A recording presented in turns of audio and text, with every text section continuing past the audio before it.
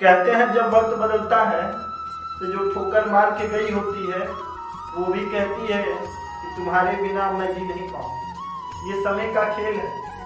समय रंग को राजा बना देता है और राजा को रंग बना देता है। समय परिवर्तनशील है और ग्रह भी परिवर्तनशील होते हैं। मंद गति के जो ग्रह होते हैं शनि और बृहस्पति, जब यह राशि परिवर्तन करते हैं तो जीवन में बड़े बदलाव लाते हैं। मंद गति के ग्रहों में इतनी शक्ति होती है कि ये जीवन की सभी धाराओं को बदल सकते हैं, सभी मूल परिस्थितियों को बदलने का साहस रखते हैं, ताकत है इनके पास। और देवगुरु बृहस्पति 14 मई 2025 को अपनी राशि परिवर्तन कर रहे हैं। देवगुरु बृहस्पति का यह राशि परिवर्तन 12 राशियों के जातकों के जीवन में बड़े बदलाव लाने वाले हैं। ये जीवन में क्रांतिकारी बदलाव ला के रहेंगे। आइए आज हम जानते हैं कि देवगुरु बृहस्पति का यह राशि परिवर्तन मेष राशि के जातकों के जीवन में क्या बड़े बदलाव लाने वाले हैं। आपके जीवन को किस ओर ले जाएगा यह देवगुरु बृहस्पति का राशि परिवर्तन। कोई बड़ा संकट है या मिलेगा कोई बड़ा लाभ। पर देखिए कि देवगुरु बृहस्पति वर्तमान में आपके द्वितीय भाव में विराजमान है, वृषभ राशि में। अब 14 मई को जब राशि परिवर्तन करेंगे तो ये आपके तृतीय भाव में विराजमान हो जाएंगे, जो मिथुन राशि होगी। मिथुन राशि में देवगुरु बृहस्पति विराजमान होकर आपके सप्तम भाव पर दृष्टि देंगे।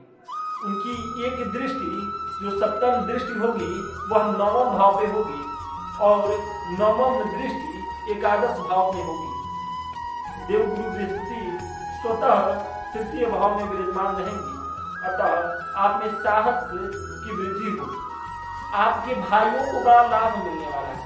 14 मई के बाद से मेष राशि के जातकों के भाइयों के जीवन में बहुत अच्छा या शुभ लाभ मिलने वाला है। आपके वैवाहिक जीवन में कोई समस्या बहुत दिन से चली आ रही है तो समझ जाइए कि उसे समाप्त होने का समय आ गया।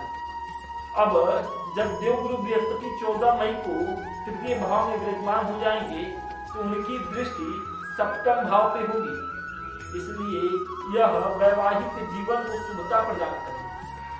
अगर विवाह के लिए बड़े लंबे समय तक मेष राशि का जातक प्रयास कर रहे हैं, आपकी राशि मेष है और विवाह के लिए बहुत प्रयास कर रहे हैं, नहीं विवाह का बात बन पा रहा है, अब कन्या है, पुरुष है, नहीं बात बन पा रहा है, तो आप थोड़ा सा धैर्य रखें।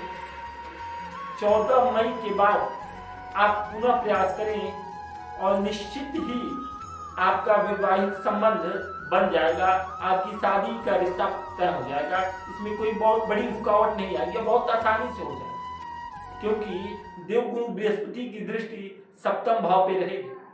और यदि वैवाहिक जीवन में बड़े उलझन चल रहे, बहुत दिनों से टकराव की स्थिति है, तो 14 मई के बाद से आप पहल कीजिएगा अपने पार्टनर के साथ रिश्तों को सुधारने के लिए, और आप देखेंगे कि आप थोड़े से प्रयास करेंगे तो उधर से ज़्यादा आउटपुट आपको मिलेगा और आपका रिश्ता पुनः एक बेहतर संबंध स्थापित करके आगे बढ़ने की दिशा में अग्रसर हो जाएगा।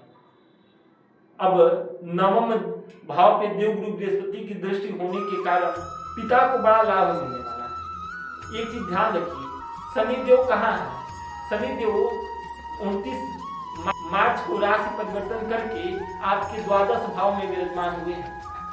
तो जो लोग विदेश में नौकरी कर रहे हैं और प्रमोशन चाहते हैं, उनके लिए तो समझ जाइए कि ये समय कमाल का है। उनका भाग्योदय तो पूछिए ही मत, बहुत बेहतर होने वाला है। इसका मूलभूत कारण यही है कि देवगुरु बृहस्पति की दृष्टि भी नवम भाव पे है और शनि की दृष्टि भी नवम भाव पे पड़ रही है, अर्थात भाग्य भाव पे दोहरा गोचर बन रहा है।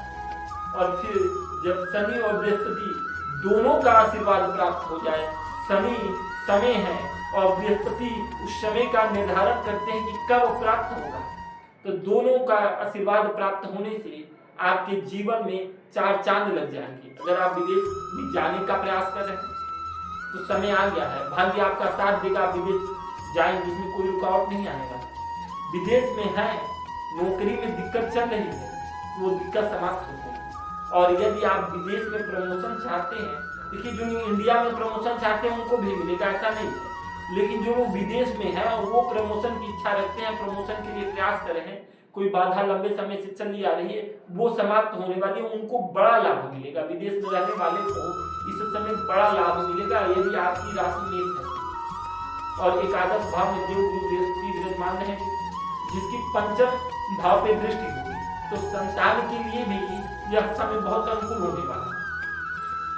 राहु भी 18 मई को आपके एकादश भाव में रहेंगे, केतु पंचम भाव में रहेंगे, तो थोड़ा सा संतान को लेकर चिंता हो सकती है, लेकिन संतान पक्ष से लाभ भी होगा, इसमें भी कोई दो राय नहीं।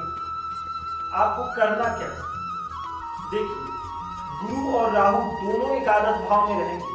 शास्त्रों में कहते हैं कि एकादश भाव में जितने ग्रह विराजमान हो, चाहे वो गोचर में हो और या जन्म कुंडली में, चाहे वो शुभ हो या अशुभ, वह जातक को धन प्रदान करता है, संपत्ति प्रदान करता है। तो केतु पंचम भाव पे विराजमान होने से दृष्टि एकादश भाव पे रहेगी, राहु गुरु के साथ 18 मई से रहेंगे, तो धन संपदा तो खूब मिलेगा, लेकिन गुरु राहु के होने से गुरु चंडाल दोष बन जाएगा, इसलिए दिक्कतें थोड़ी आएंगी जीवन में। इस दिक्कतों को कम करने के लिए आप 1 लोटा जल लें, उसमें सफेद रोरी डालें और भगवान शिव को नित्य सोमवार के दिन समर्पित करें। यदि नित्य कर पाए तो भी अच्छा है, नहीं तो सोमवार के दिन अवश्य करें।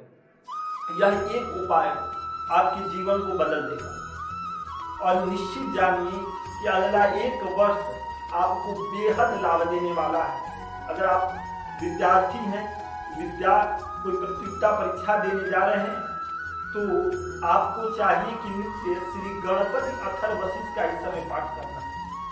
गणपति अथर्वशीष का पाठ यदि अगर नित्य न कर पाए तो बृहस्पतिवार के दिन अवश्य करें। इससे इस समय जो प्रतियोगिता परीक्षा देंगे उसमें सफल होने का प्रतिशत 99% रहेगा। 1% आपकी जन्म कुंडली भी निर्भर करेगी।